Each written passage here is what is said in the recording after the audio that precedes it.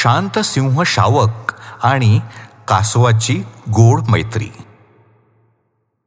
Theme: सौम्य स्वभाव, चांगला स्वभाव, गुड टेम्पर.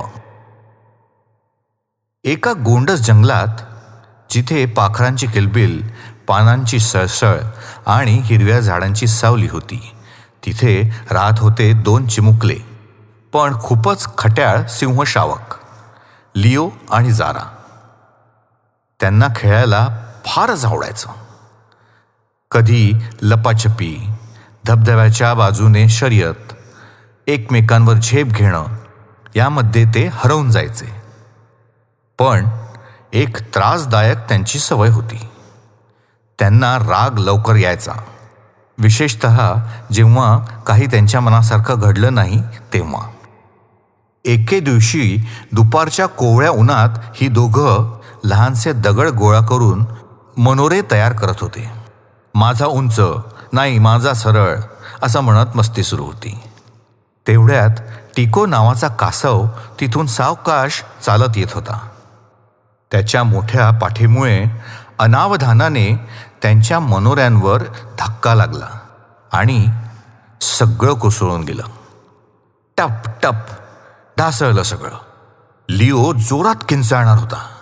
झाराची शेपटी फडफडली आणि तिने नखं उगारली.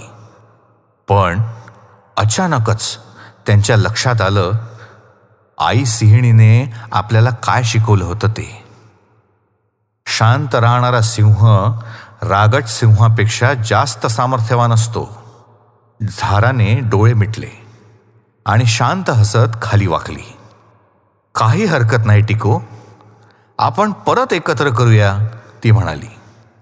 लिओनेही त्याच्या पंजांनी दगड उचलले आणि तिघांनी मिळून मिनार पुन्हा उभारला. टिको खूप खुश झाला आणि कुजबुजून म्हणाला, मी तुम्हाला एक गुप्त जागा दाखवतो, जिथे खूप गोड अशा जांभळांचं शेत आहे. आणि मग त्याने त्यांना नेलं जंगलाच्या एका लपलेल्या भागात, जिथे झाडांवर भरपूर जांभळं लागली होती, अक्षरशः लटकत होती. ती तिघं हसत खात खूप मजा करू लागली आणि एक गोड अशी मैत्री सुरू झाली. तर या कथेतून आपण काय शिकलो बरं? रागाऐवजी शांतता आणि सौम्यपणा निवडल्यास एक गोड असं नातं, एक गोड अशी मैत्री जपता येते आणि जीवन अधिक सुंदर होतं.